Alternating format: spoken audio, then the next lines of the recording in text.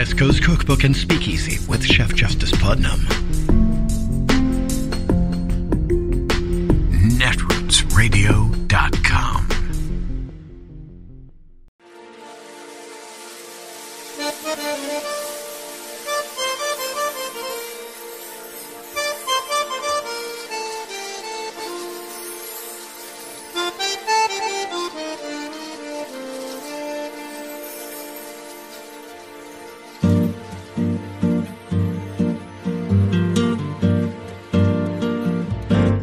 Je voudrais du soleil vert, des dentelles et des théières, des photos de bord de mer, dans mon jardin d'hiver.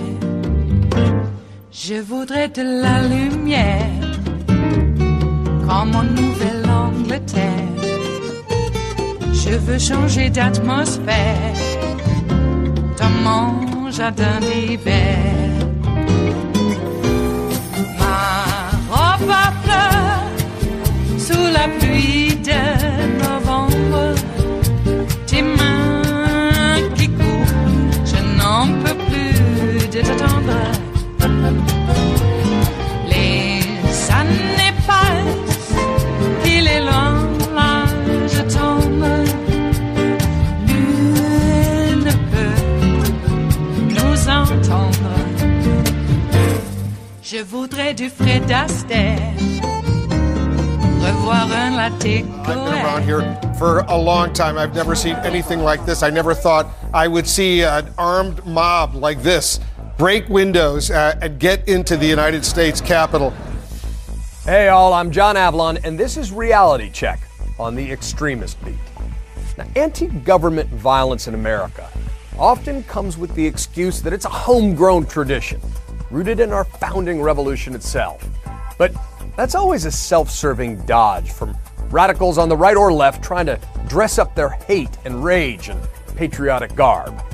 Now, the January 6th attack on our Capitol is the iconic example of anti-government violence in our time. And it's dramatically different from anything else in our history because it was incited by the president, the head of the government. Many of his supporters were duped into believing that they were defending democracy when in fact they were attacking it. Now, this is sometimes called aggressive defensiveness, and it's a pose that's been used to justify mob violence from the run-up to the Civil War through Reconstruction and Jim Crow through the middle of the 20th century. But here's what might surprise you. In the late 1960s and early 1970s, there was a lot of anti-government violence in America, and it came predominantly from the left. I'm talking about radical groups like the Weather Underground, who believed they were engaged in a revolutionary struggle, often in opposition to the Vietnam War. But there were others too, like radical environmental activists and Puerto Rican nationalists.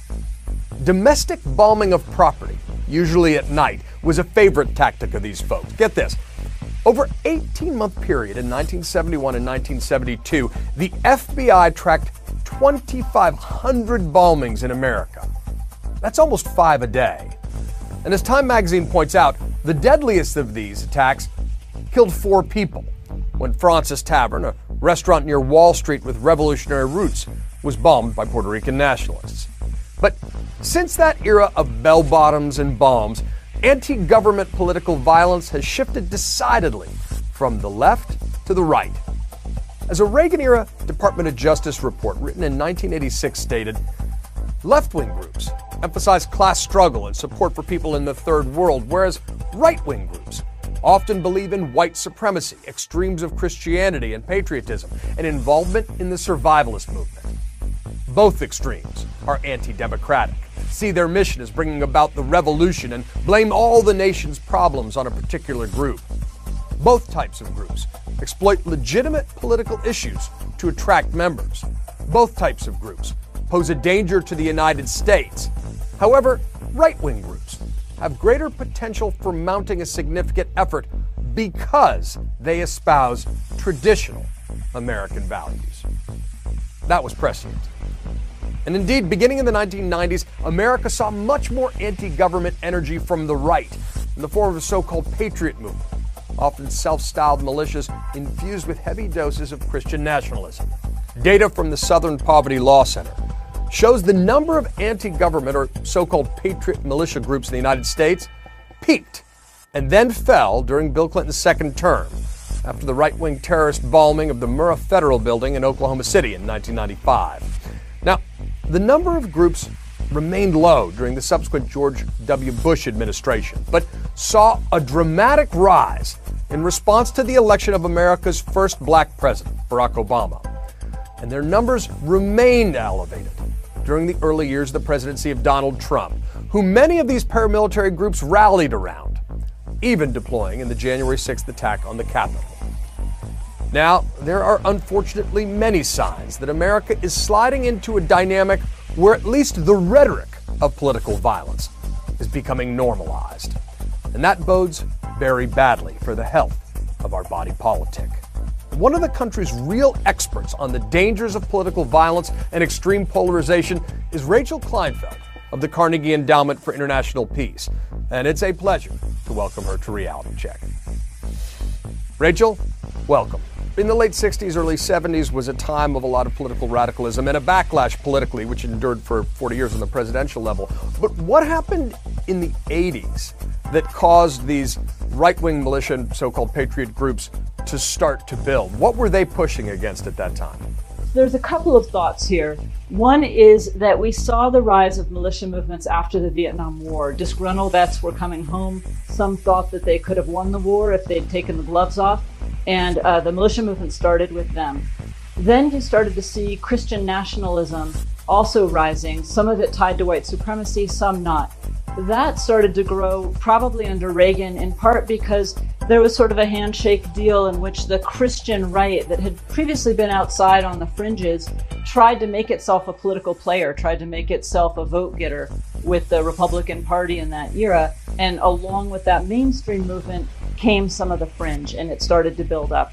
And then we know that in the 1990s, I believe, and I'm not going to give you the exact date because it's not in my head, there was a meeting in Estes Park, Colorado, between militia groups, white supremacist groups, and radical Christian nationalist groups, where they basically said, let's agree to work together a little bit. And while those groups still espoused different ideologies and didn't work in tandem, you saw a rise after that of some levels of interlocking between some of those groups. When we come back, Rachel will explain why there's nothing more dangerous than the rhetoric that turns normal people into supporters of political violence. It's a tactic we hear far too much in our politics today. That's next.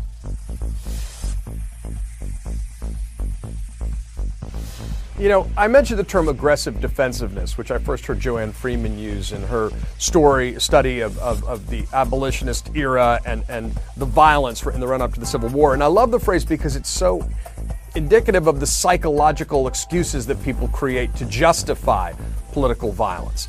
It provides a group to blame. So aggressive defensiveness is something we see all over the world, and it works psychologically because most normal people are really socialized against committing violence to other people that haven't done them any wrong. We've spent our entire life being told, don't hit your brother, don't fight with your teachers, and so it's very hard to get normal people to commit violence. Most violence is by very aggressive personalities.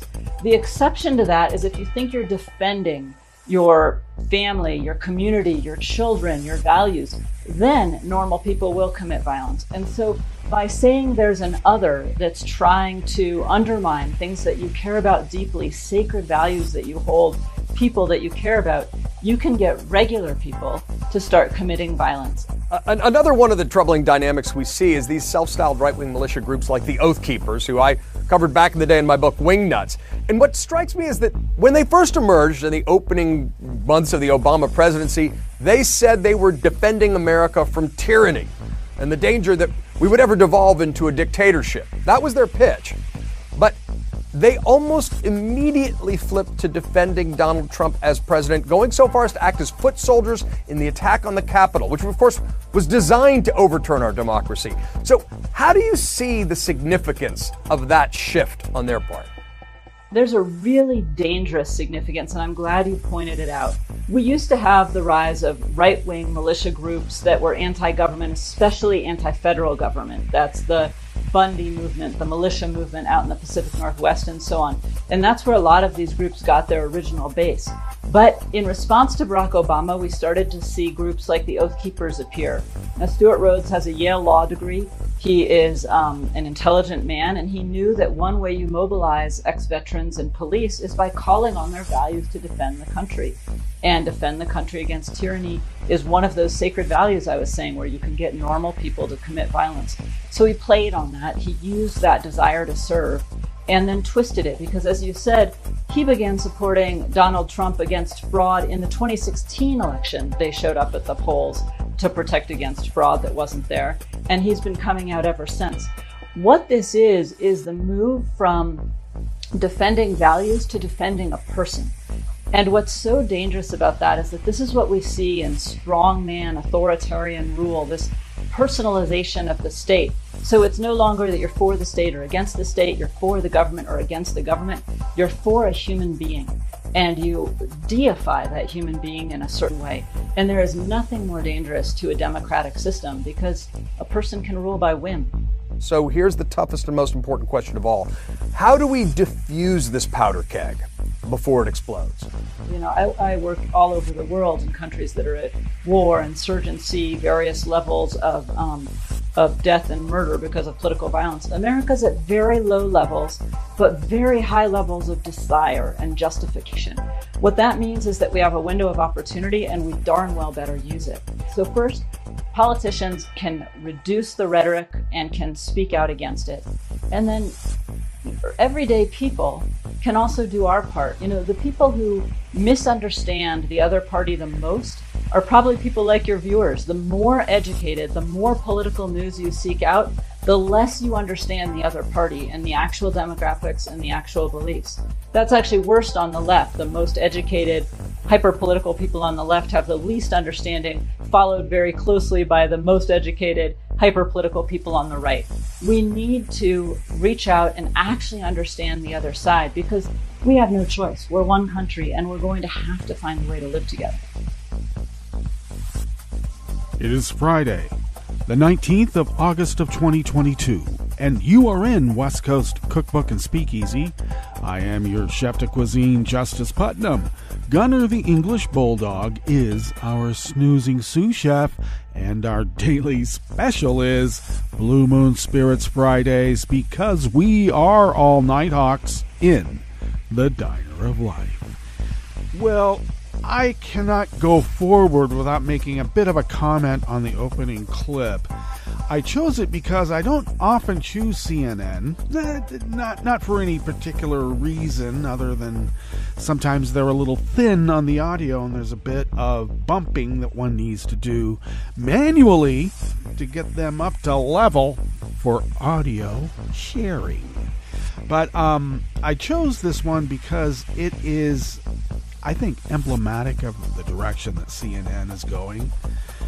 Now that they have decided, and when I say they, the guy who owns Discovery or runs Discovery has taken over CNN, and they got rid of Brian Stelter. Not that I'm a big fan, but, you know, Stelter is still Stelter.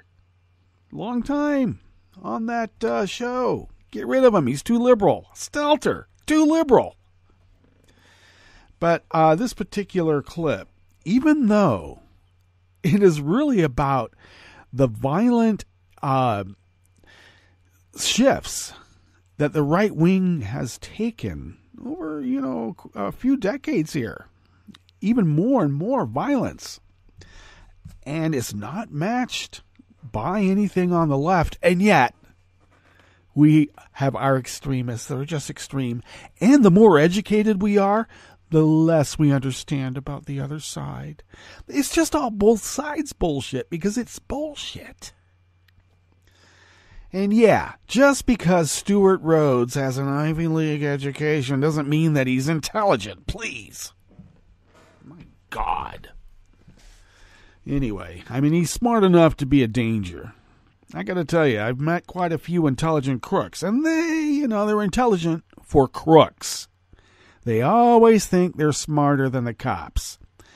And I got to tell you, the cops, by decree in many departments, have a maximum IQ, and it's not that high. Oh, you're gifted? You're overqualified for us. And I got to tell you, crooks don't rise to that level of intelligence.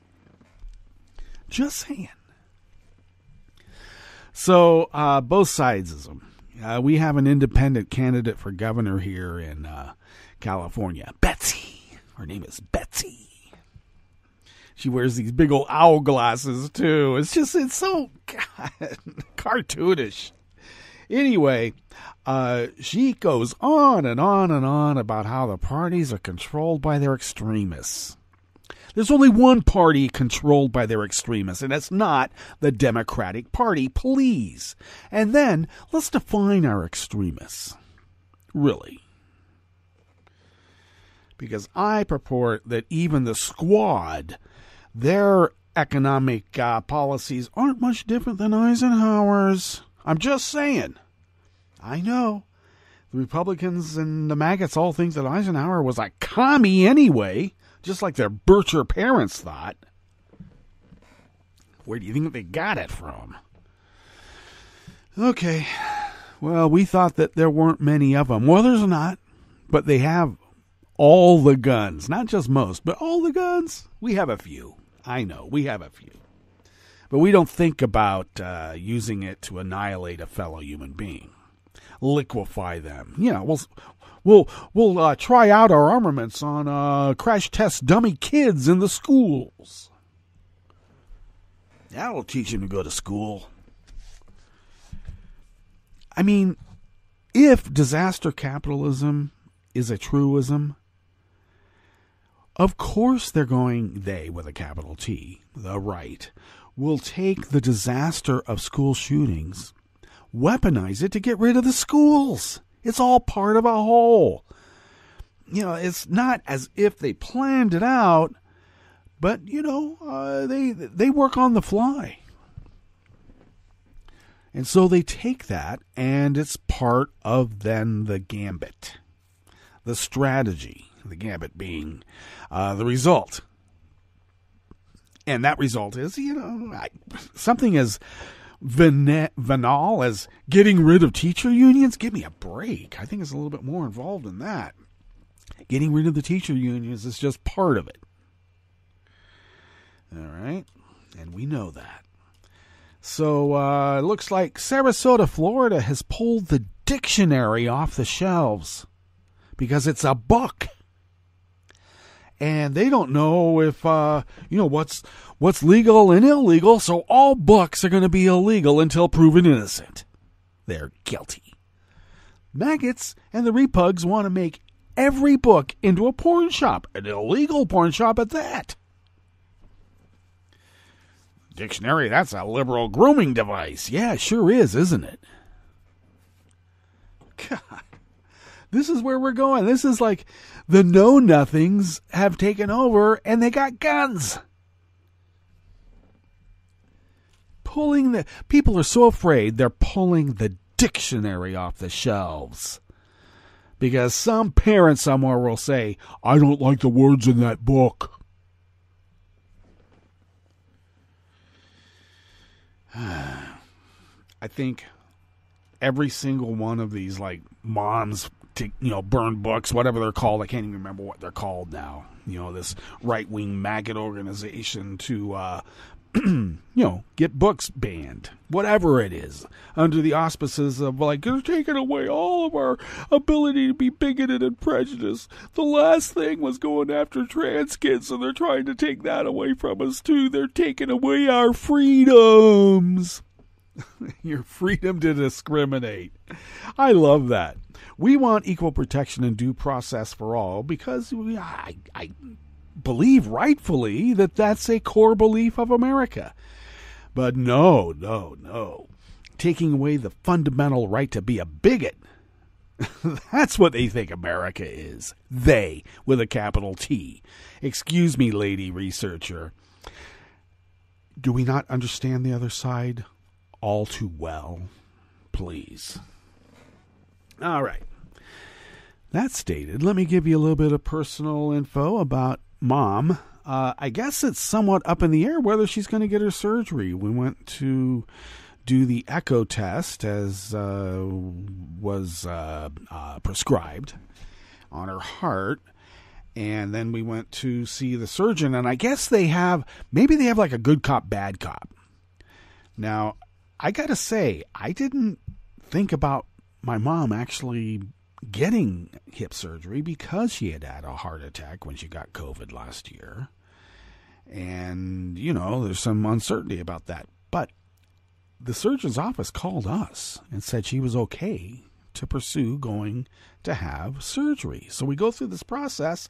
And I guess the bad cop's supposed to let us, well, the reason that you got this is because, she has a heart problem. And the reason you got this other test is because she's got a heart problem. And if she has a UTI, you got to get that UTI cleared up. And I'm all, okay.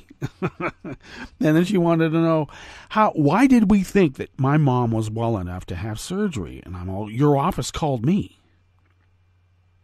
So I don't know. Anyway, the point being is that, this particular gate, manned by the gatekeeper lady, has a dutiful purpose, and that's to prepare us for the fact that maybe Mom might not be well enough, and they have to have that there because you just never know. But we got to do something because pain meds aren't working. Okay, and what's the trade-off? Having her so doped up that she can't move anyway? Well, that's crazy. So I just want her to have a good quality of life, as if, we would want all of our friends and family and neighbors to have. That's why we're Democratic voters. If we were maggots, we wouldn't care, apparently. Apparently. Jeez. I don't know. Are there going to be like heartwarming stories in the future how liberals and maggots got together on Christmas and sang Silent Night? Jeez, probably. Then we'll go back to fighting. It'll be like the good old days. All right, what is on the rest of this curated menu here as we proceed on this fabulous liquid diet we call Blue Moon Spirits Fridays? The French 77s are virtually mixed and poured and ready for your virtual imbibing pleasure. All right. On the rest of the menu here, a federal judge blocked Florida from enforcing a new state law that limits how private companies teach diversity and inclusion in the workplace. Yeah, just the Stop Woke Act. This guy, they use woke because it's their N-word. Black people came up with the word, so we have to turn it around and hit them over the head with it. Isn't that groovy? Utah officials secretly investigated a high school female athlete's gender after some sore loser parents complained her margin of victory was just too good. And the FTC threatened to sue an Idaho-based adtech firm for revealing abortion clinic visits. And that's not all. After the break, we move to the chef's table where, following Erdogan's unorthodox economic views, Turkey Central Bank lowered its key interest rate despite inflation surging to nearly 80, and that's 80%. And an iconic lighthouse at the northern German port of Bremen has tilted sideways and could soon topple over entirely into the sea. All that and more on West Coast Cookbook and Speakeasy. Bon appetit.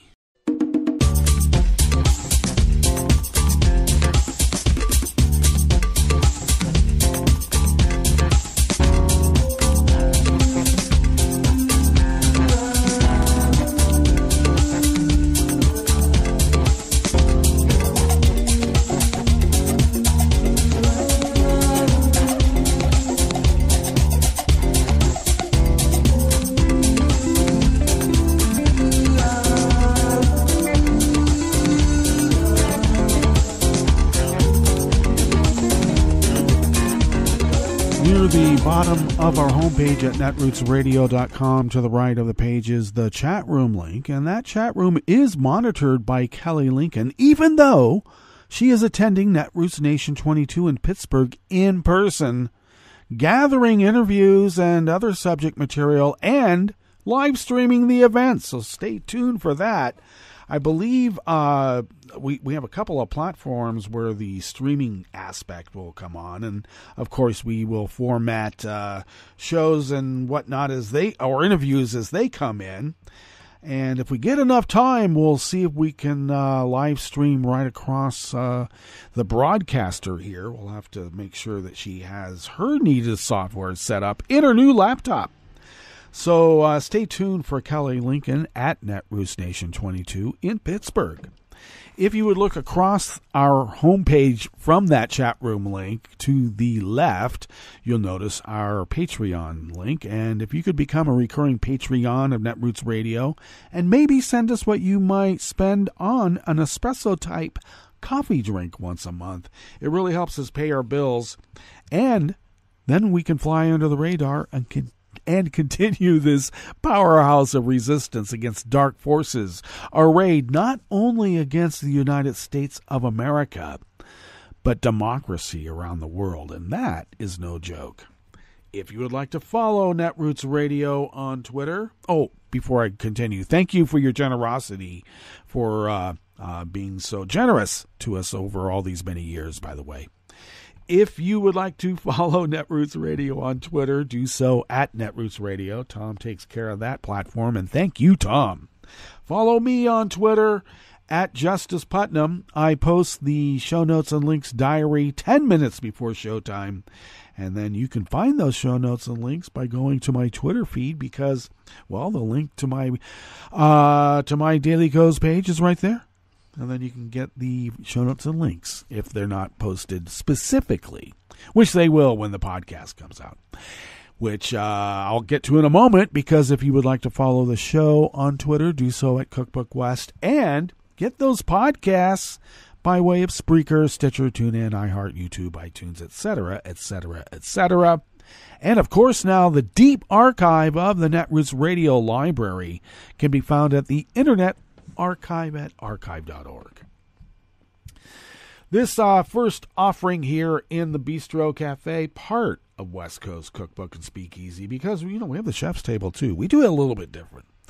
Do the amuse-bouche at the end? It's America. We do everything backwards. We have the salads first, though not necessarily that way at West Coast Cookbook and Speakeasy. But anyway, in the Bistro Cafe, we have the more substantial dishes with a bit more heft to them, as we say. And this particular offering comes from Tim Craig by way of the Washington Post. A federal judge yesterday, Thursday, blocked Florida from enforcing a new state law that limits how private companies teach diversity and inclusion in the workplace, saying the measure violates the U.S. Constitution's First Amendment right to freedom of speech and expression.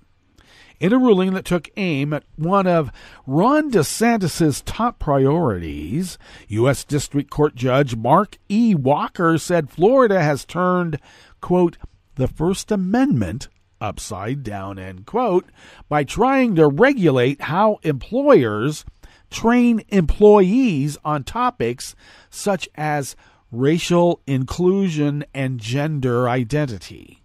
Normally, the First Amendment bars the state from burdening speech, while private actors may burden speech freely, Walker wrote, comparing the state to the television series Stranger Things. But in Florida, the First Amendment apparently bars private actors from burdening speech, while the state may burden speech freely.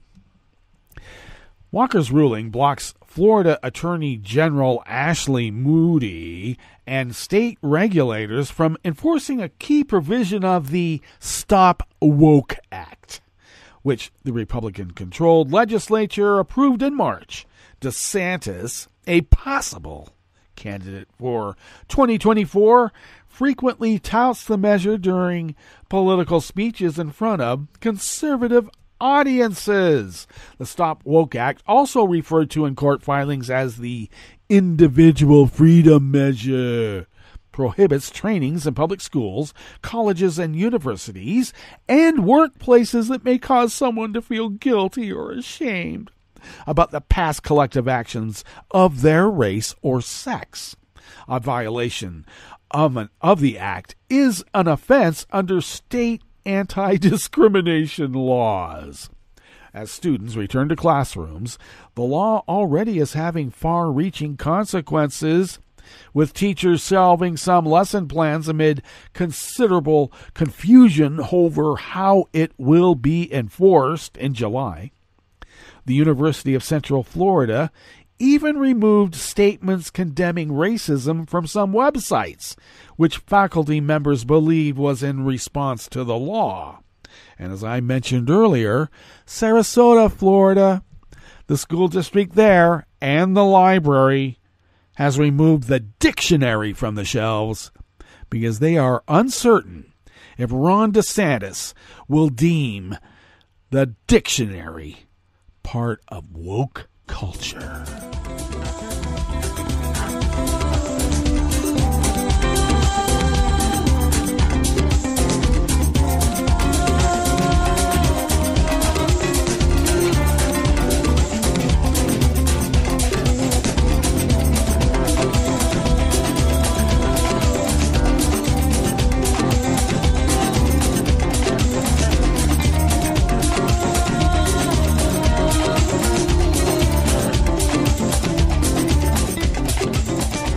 Associated Press staff bring us this next offering here in the Bistro Cafe at West Coast Cookbook and Speakeasy Blue Moon Spirits Fridays.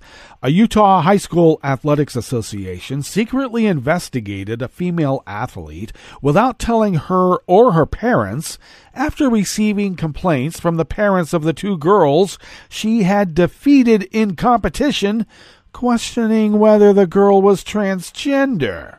The Salt Lake Tribune reported yesterday, Thursday, that the Utah High School Activities Association and the girls' high school determined she indeed was female after poring through her school records dating back to kindergarten. Sore loser parents, and they're going to be like the Stasi.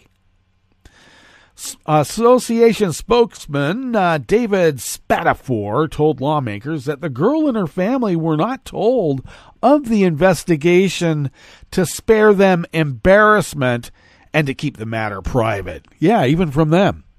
The revelation came as at least 12 Republican-led states, including Utah, have passed laws banning transgender women or girls in sports.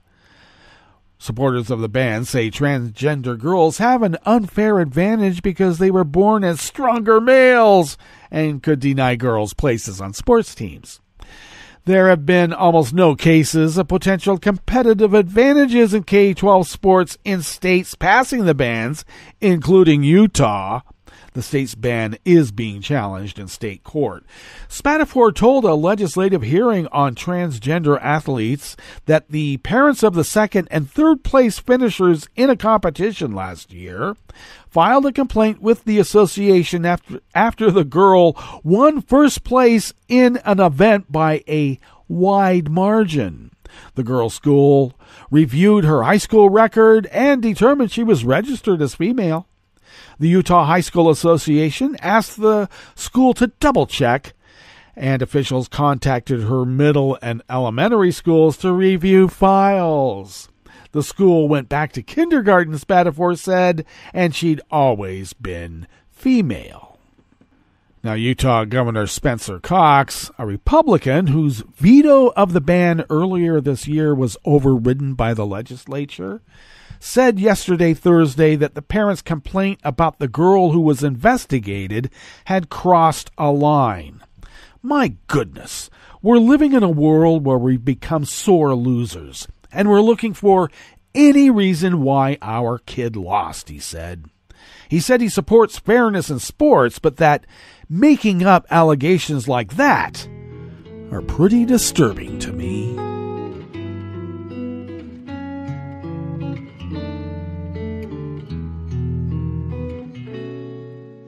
Je te donne c'est mon amour pour la vie entière. La promesse de me trouver à tes genoux. Aussitôt que tu m'appelles, rester toujours fidèle. C'est tout, c'est tout.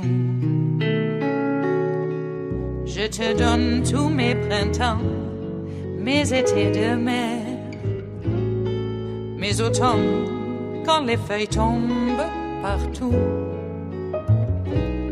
Si ce n'est pas une bonne affaire, je te donne tous mes hivers. Kat Zakrzewski of the Washington Post brings us this final offering here in the Bistro Cafe of West Coast Cookbook and Speakeasy. The Federal Trade Commission is threatening to sue an adtech company it alleges reveals people's visits to sensitive location, including women's reproductive health clinics, according to a lawsuit against the agency. The agency's proposed complaint against Idaho-based Cookbook argues the company violates laws that prohibit unfair or deceptive practices by allowing its customers to license data collected from mobile devices that can identify people and track their visits to healthcare providers. In addition to women's reproductive health clinics, the agency argues that the data can be used to trace people to therapists' office, addiction recovery centers, and other medical facilities. Because the coordinates the company collects included a timestamp, they can be used to identify when a person visited a location. Cookbook revealed the threat in a lawsuit today where the company says that the agency wrongfully alleges that it is in violation of consumer protection laws. The FTC declined to comment. The action is an early indication of how the agency might assert itself as a defender of health-related data in the wake of the Supreme Court's decision to overturn Roe v. Wade. The FTC action comes as prominent Democrats, privacy advocates, and technologists warn that people's digital trails could become evidence in abortion prosecutions, and after cases where details like search history and Facebook messages about the procedure have been used as evidence against women. Well, that brings us to our break, and when we get back from that break, we will go through weather from around the world, and we will finish up with the stories that we have curated for you today. You are listening to West Coast Cookbook and Speakeasy, and we will be right back. You are listening to netrootsradio.com. Please hang up and try again.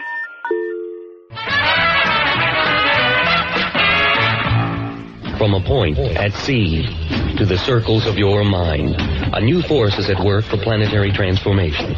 New radio for a new Earth.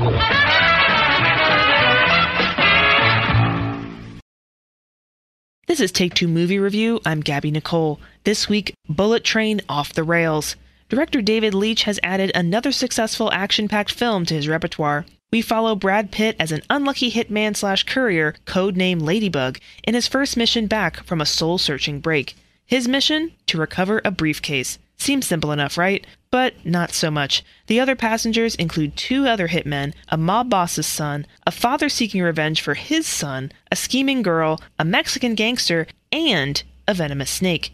Each character plays a role in the advancement of Ladybug's understanding of the situation, and you can relate to his confusion as the action unfolds. Leitch uses a Tarantino-esque storytelling method, similar to Pulp Fiction, where the characters are intertwined through their criminal pursuits. Imagine the characters in that classic, all trapped on a train, speeding through Japan.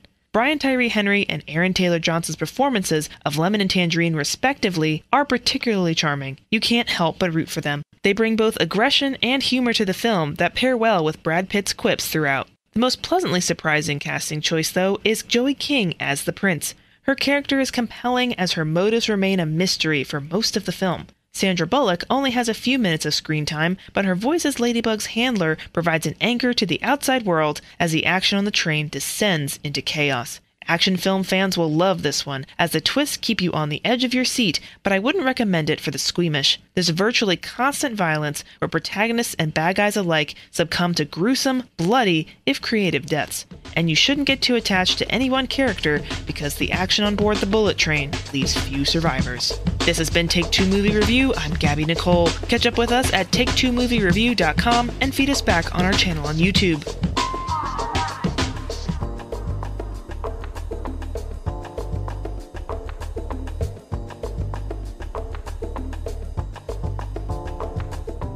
In 2021, the Cancer Community Awards, sponsored by AstraZeneca, created a new award category, the Catalyst for Equity Award. This award celebrates those who strive to overcome disparities in cancer care to bring quality services to their patients. The organization Equal Hope won this first ever award for its work eradicating health disparities among Chicago women with breast cancer.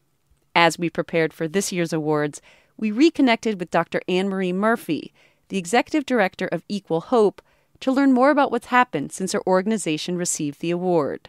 Well, Dr. Anne-Marie Murphy, I'm so excited for this opportunity to talk with you today. Thank you for joining me.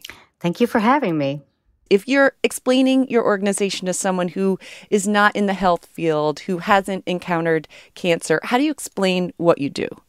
So Equal Hope was set up in 2008 after the publication of very disturbing data that showed that Black women in Chicago die of breast cancer at a rate higher than white women. But in other cities, in New York and San Francisco, there was almost no disparity in the death rate.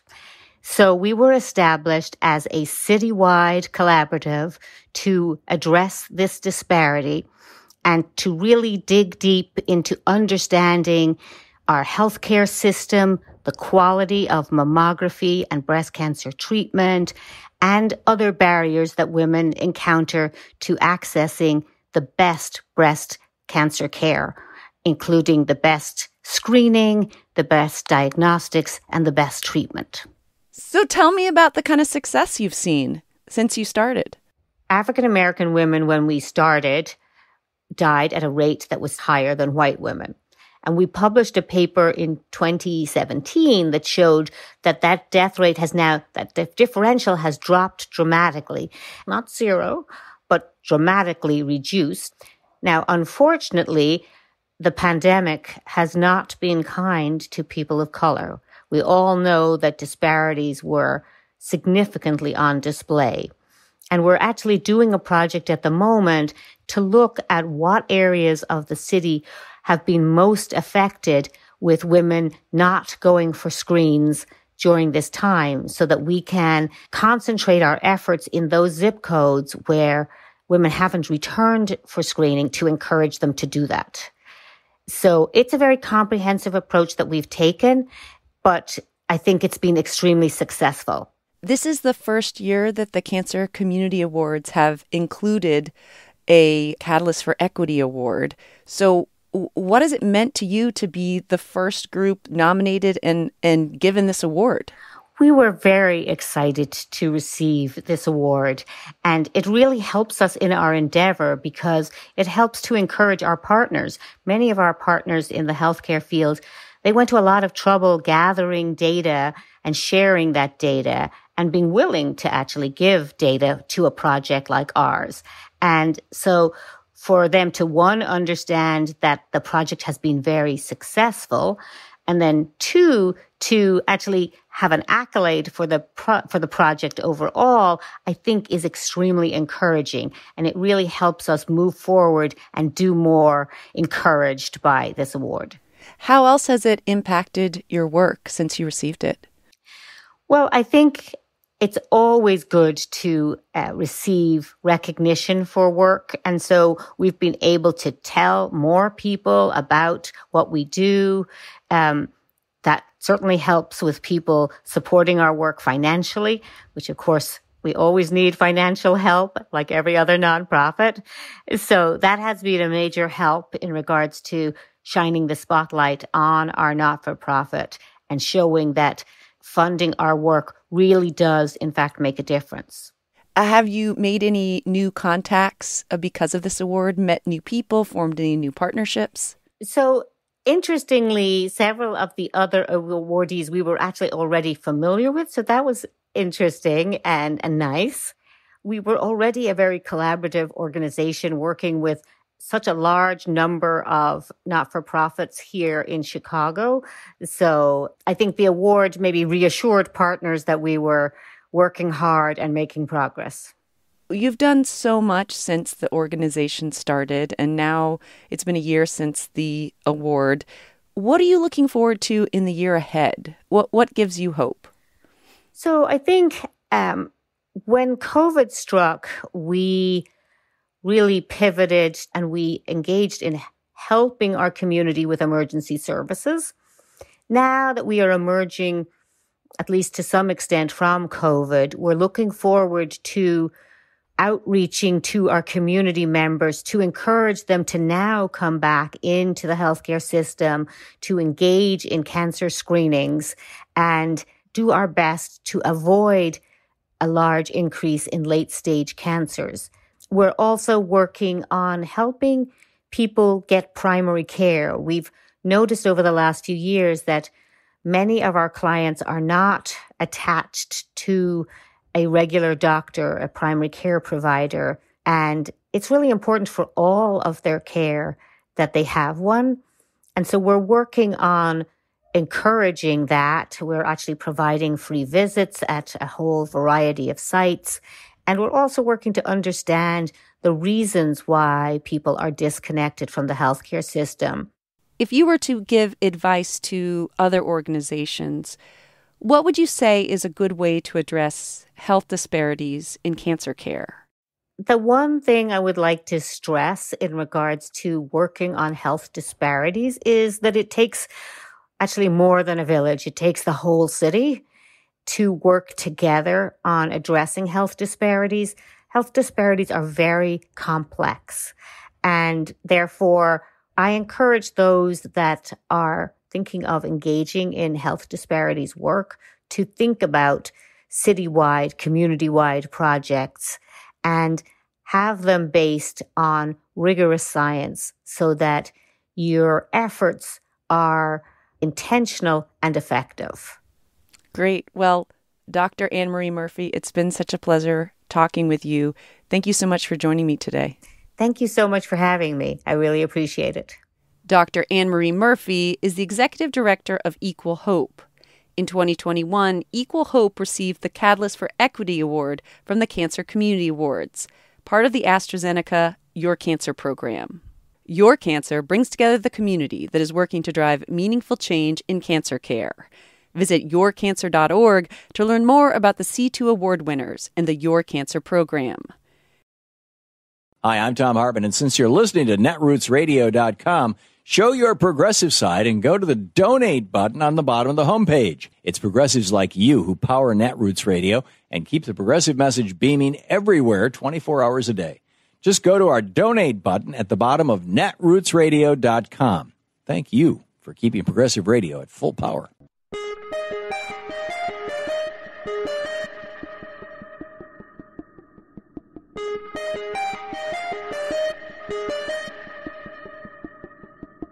Make sure you're registered to vote. Go to rockthevote.org. Vote for Democrats up and down the ticket. This message, a public service from all the fine people of netrootsradio.com. I'm Rick Smith, and this is Labor History in 2.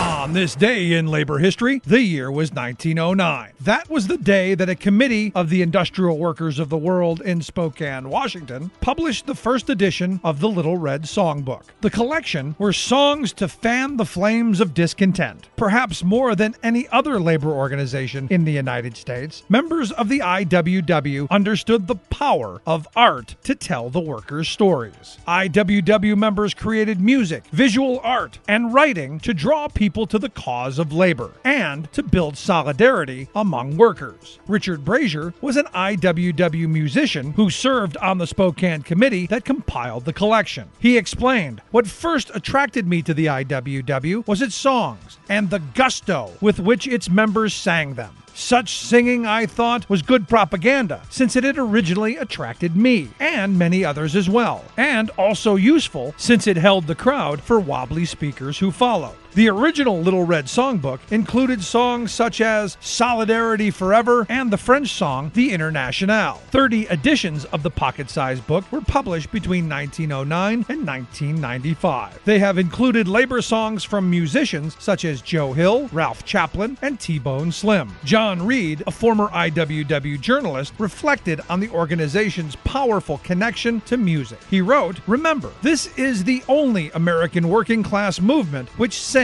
Tremble then at the IWW, for a singing movement is not to be beaten." Do you have a favorite labor song? Solidarity forever. Labor History in 2 brought to you by the Illinois Labor History Society and The Rick Smith Show.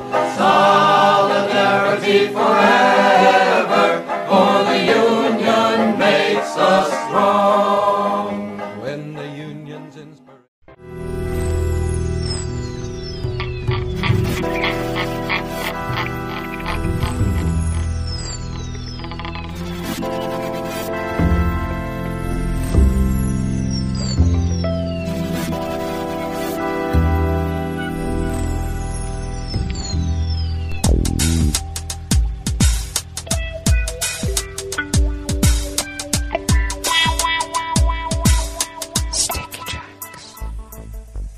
Thank you for accompanying us here to the chef's table at West Coast Cookbook and Speakeasy. Blue Moon Spirits Fridays, because we are all Nighthawks in the diner of life.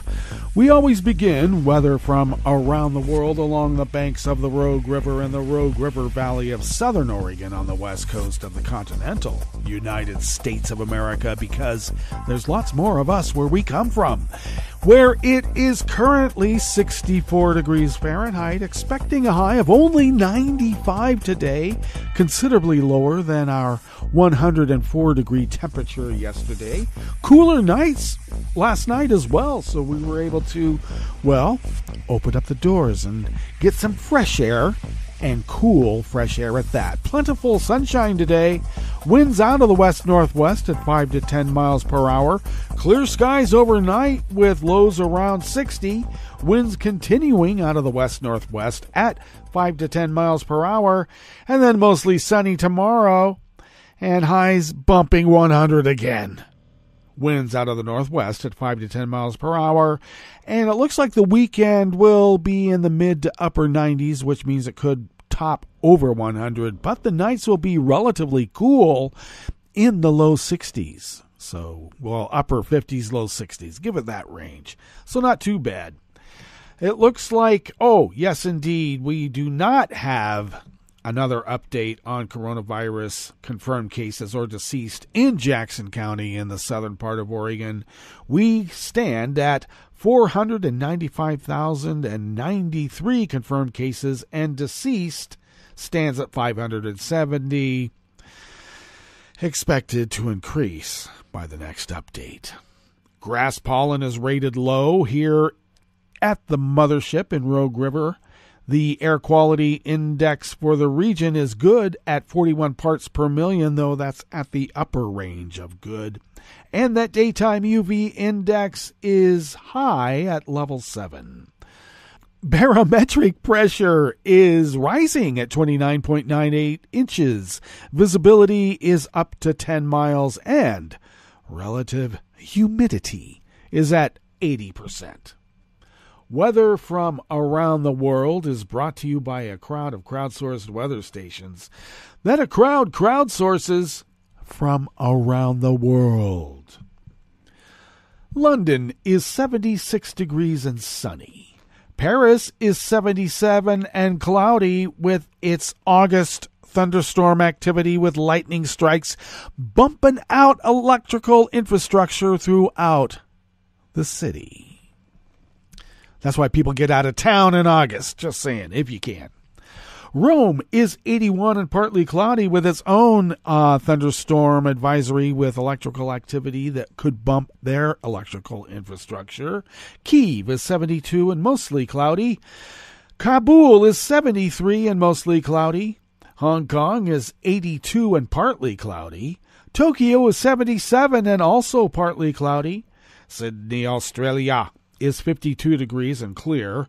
San Francisco, California is 55 degrees and mostly cloudy. And New York is a sweltering 84 degrees Fahrenheit and sunny. And that is weather from around the world, brought to you by a crowd of crowdsourced weather stations that a crowd crowdsources from around the world.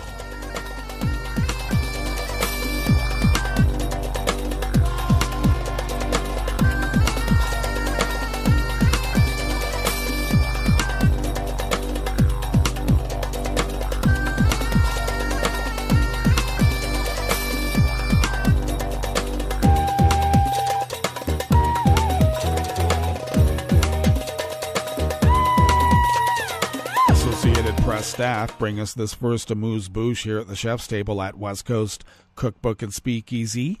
Blue Moon Spirits Fridays. Turkey's central bank yesterday, Thursday, lowered its key interest rate despite inflation surging to an eye-popping 80% and making it difficult for people to buy what they need, but falling in line with the unorthodox economic views of the country's president. Erdogan has pressured the bank into lowering borrowing costs in a bid to boost economic growth, investment, and exports, insisting that interest rate hikes cause inflation. That contradicts established economic thinking, with rate increases the traditional tool to target inflation.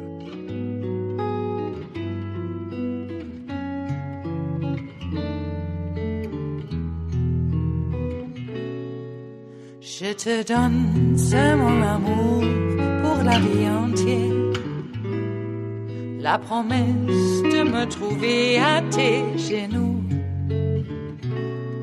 Aussitôt que tu m'appelles, rester toujours fidèle, c'est tout, c'est tout. Je te donne tous mes printemps, mes étés de mer, mes automnes quand les feuilles tombent partout. Si ce n'est pas une bonne affaire, je te donne tous mes hivers. Even more Associated Press staff bring us this final amuse-bouche here at the chef's table at West Coast Cookbook and Speakeasy, Blue Moon Spirits Fridays. An iconic lighthouse at the northern German port of Bremen is tilted sideways and could soon topple over entirely, officials have said. Public broadcaster Radio Bremen quoted the head of the water police, Uwe Old, as saying that nothing could be done to save the lighthouse. Unfortunately, I think the tower is going to be history in the coming days, he said. Authorities have banned ships from entering the Geest River at Bremerhaven because of the risk posed by the leaning lighthouse, which is located at the end of a stone jetty that has long required repair. But port operator Bremen Ports said it planned to allow commercial ships entry again soon. If the lighthouse does not topple by itself, the company said it would tear it down over the weekend with the aim of replacing it with an identical structure. That's German engineering for you. All right, that brings us to the end of our broadcast period for the day and the week. But you do know Netroots Radio broadcasts on, and we will meet up here on Monday for River City Hash Mondays. So do stay tuned to Netroots Radio all day, all night, and all weekend for all the breaking news and all that news from Netroots Nation 22 out of Pittsburgh. And we will meet up here on Monday, right here in West Coast Cookbook and Speakeasy. Bon appetit.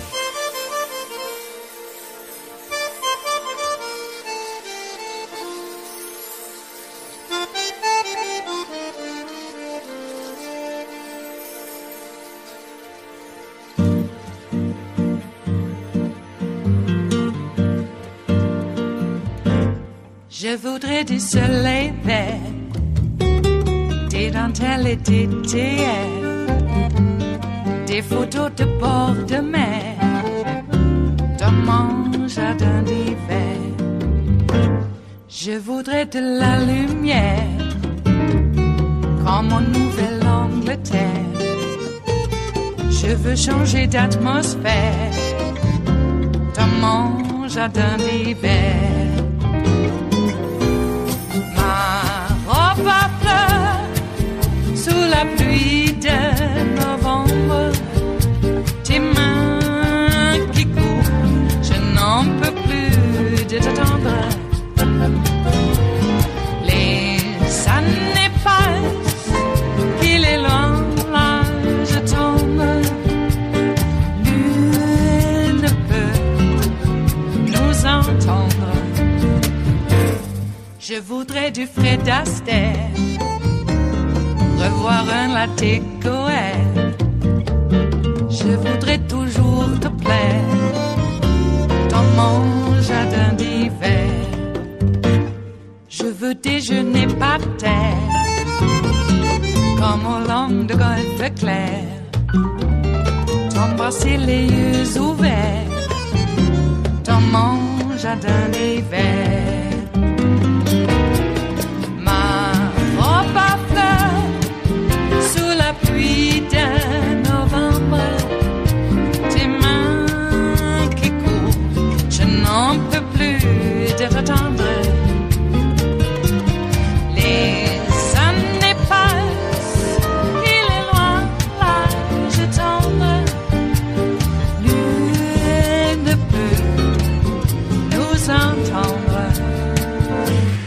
Ba-da-da-dum-di-da-dum, ba-da-da-dum-di-da-dum, ba-da-da-dum-di-da-dum, dans mon jardin d'hiver. Ba-da-da-dum-di-da-dum, ba-da-da-dum-di-da-dum, ba-da-da-dum-di-da-dum, dans mon jardin d'hiver. Dans mon jardin d'hiver, dans mon jardin d'hiver.